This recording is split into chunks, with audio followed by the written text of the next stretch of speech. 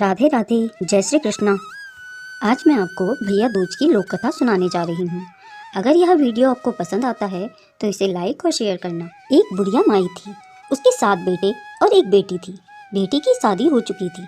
जब भी उसके बेटे की शादी होती, फेरों के समय एक नाग आता और उसके बेटे को डस लेता था। बेटे की वहीं मृत्यु हो जाती और उसकी बहू विधवा हो जाती थी। इस तरह उसके 6 बेटे मर गए। 7वें की शादी होनी बाकी थी। इस तरह अपने बेटों के मर जाने के दुख से बूढ़ी माई रो रो के अंधी हो गई थी। एक बार की बात है, भाई दूज का त्योहार आने वाला था, तो भाई ने कहा कि मैं अपनी बहन से तिलक कराने जाऊंगा। माँ ने कहा ठीक है। उधर जब बहन को पता चला कि उसका भाई आ रहा है तो वह खुशी से पागल होकर पड़ोसन के गई और पूछने लगी कि जब बहुत प्यारा भाई घर आए तो क्या बनाना चाहिए। पड़ोसन उसकी खुशी को देखकर जल भुन गई और कह दिया, दूध से रसोई लेप, घी में चावल पका। बहन ने ऐसा ही किया। उधर जब भाई बहन के घर जा रहा था तो उसे रास्ते में सांप मिला।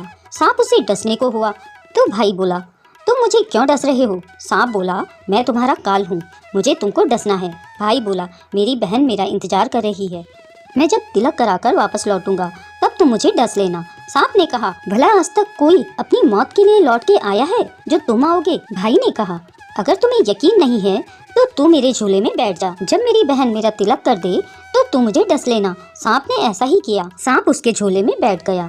भाई बहन के घर पहुंच गया। दोनों बड़े खुश हुए। भाई बोला, बहन जल्दी से खाना दे, बड़ी भूख लगी है। बहन क्या करे, ना तो दूध की रसोई सूखे ना ही घी में चावल पके। भाई ने पूछा, बहन इतनी देर क्यों लग रही है और तू क्या पका रही है? तब बहन ने अपने भाई को सारी बात बताई। भाई बोला, पगली, कहीं घी में भी चावल पके हैं या दूध से कोई रसोई लीपे है?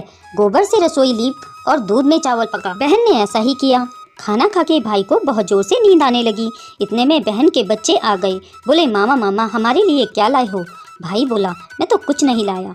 बच्चों ने वह झोला ले लिया जिसमें सांप था। जैसे ही उसे खोला उसमें से हीरे का हार निकला। बहन ने कहा, भैया तूने बताया नहीं कि तू मेरे लिए इतना सुंदर हार लाए हो। भाई बोला, बहन तुझे पसंद है तो तू ले ले, मुझे हार का क्या करना। अगले दिन भाई बोला, अब मुझे जाना है, मेरे लिए खाना रख दे। बहन ने उसके लिए लड्डू डिब्बे में रख के दे दिए। भाई कुछ दूर जाकर थककर एक पेड़ के नीचे सो गया। उधर बहन के बच्चों को जब भूख लगी तो बच्चों ने माँ से कहा कि खाना दे दो। माँ ने कहा, खाना बनने में अभी समय लगेगा। तो बच्चे बोले कि जो आपने मामा को दिया था वही दे दो। तो वह बोली कि लड्डू बनाने के लिए बाजरा पिसा था, वही बचा पड़ा है चक्की में, जाकर खा लो। बच्चों ने देखा कि चक्की में तो सांप पिसा हुआ है। यही बात माँ को आकर उन्होंने बताई। वह बावली सी होकर अपने भाई के पीछे भागी। वह रास्ते भर लोगों से पूछती, क्या किसी ने मेरा भाई देखा? तब एक ने बताया कि कोई लेटा तो है पेड़ के नीचे, देख ले वही तो नहीं। भागी भागी वह पेड़ के नीचे पहुंची, अपने भाई को नींद से उठाया। भैया, कहीं तूने मेरे बनाए हुए लड्डू तो नहीं खाए? भाई बोला, ये ले तेरे लड्डू, नहीं खाए मैंने अभी। ले दे के लड्डू ही तो दिए थे। उसके भी पीछे पीछे आ गई। बहन बोली, नहीं भाई, तू झूठ बोल रहा है, जरूर तूने खाया है, अब तो मैं तेरे साथ चलूंगी। भाई बोला, तू ना मान रही तो चल फिर। चलते चलते बहन को प्यास लगी। वह भाई को कहती है कि मुझे पानी पीना है। भाई बोला, अब मैं यहाँ तेरे लिए पानी कहाँ से लाऊं?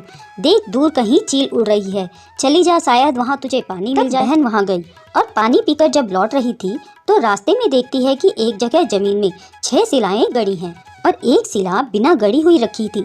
उसने एक बुढ़िया से पूछा कि ये शिलाएं कैसी हैं? उस बुढ़िया ने बताया कि एक बुढ़िया है, उसके 7 बेटे थे। 6 बेटे तो शादी के मंडप में ही मर चुके हैं, तो उनके नाम की ये शिलाएं जमीन में गड़ी हैं। अभी 7वें की शादी होनी बाकी है।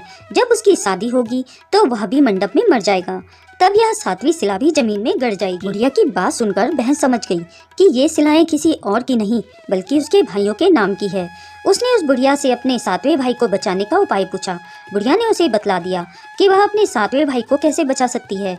सब जान वह वहाँ से अपने बाल खुले करके पागलों की तरह अपने भाई को गालियाँ देती हुई चली। भाई के पास जाकर बोलने लगी, तू तो जलेगा, कूटेगा, मरेगा।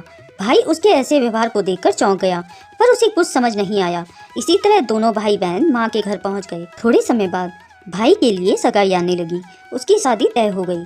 अब भाई की शादी के दिन जब भाई को सेहरा पहनाने लगी तो वह बोली, इसको क्यों सेहरा बंधेगा? सेहरा तो मैं पहनूंगी, ये तो जलेगा, मरेगा। सब लोगों ने परेशान होकर सेहरा बहन को दे दिया। बहन ने देखा उसकी कलंगी की जगह सांप का बच्चा था। बहन ने उसे निकाल के फेंक दिया। अब जब भाई घोड़ी पर चढ़ने लगा तो बहन फिर से बोली, ये घोड़ी पर क्यों चढ़ेगा? घोड़ी पर तो मैं बैठूंगी, ये तो जलेगा मरेगा, इसकी लाश को चील और कौवे खाएंगे। सब लोग बहुत परेशान हो गए, सबने उसे घोड़ी पर चढ़ने दिया। अब जब बारात चलने को हुई तब बहन बोली, ये क्यों दरवाजे से निकलेगा?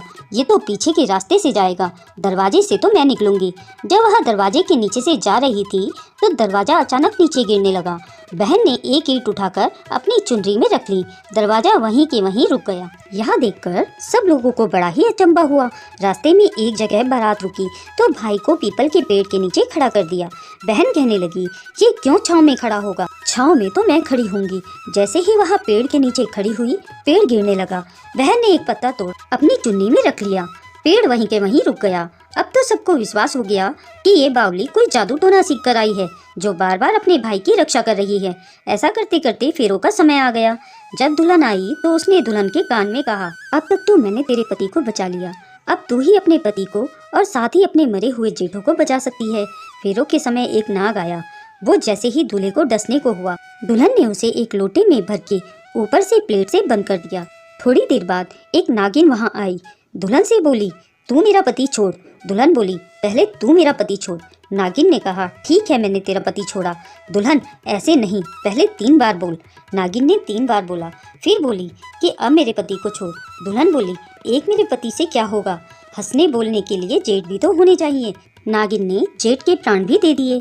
फिर दुल्हन ने कहा, एक जेठ से लड़ाई होगी तो एक और जेठ चाहिए, वो विदेश चला गया तो तीसरा जेठ भी छोड़। इस तरह से एक एक करके दुल्हन ने अपने 6 जेठ जीवित करा लिए। उधर रो रो के बुढ़िया का बुरा हाल था कि अब तो मेरा 7वां बेटा भी बाकी बेटों की तरह मारा जाएगा। गांव वालों ने उसे बताया कि उसके 7 बेटा और बहुएं आ रही हैं। तो बुढ़िया बोली, अगर यह बात सच हो तो मेरी आंखों की रोशनी वापस आ जाए और मेरे सीने से दूध की धार बहने लगे। ऐसा ही हुआ। वह अपने सारे बेटे और बहुओं को देखकर बहुत खुश हुई। बोली, यह सब तो मेरी पगली बेटी की वजह से हुआ है। कहाँ है मेरी बेटी? वह सब बहन को ढूंढने लगे तो देखा वह भूसे की कोठरी में सो रही थी। जब उसे पता चला कि उसका भाई सही सलामत है तो वह अपने घर को चली। उसके पीछे पीछे सारी लक्ष्मी भी जाने लगी। बुढ़िया ने कहा, बेटी पीछे मुड़ के देख, तू सारी लक्ष्मी ले जाएगी तो तेरे भाई भाभी क्या खाएंगे? तब बहन ने पीछे मुड़ के देखा और कहा, जो माँ ने अपने हाथों से दिया है वह मेरे साथ चल और बाद बाकी का भाई भाभी के पास रहे। इस तरह एक बहन ने अपने भाई की रक्षा की। कहानी सुनने वाले और कहने वाले दोनों का भला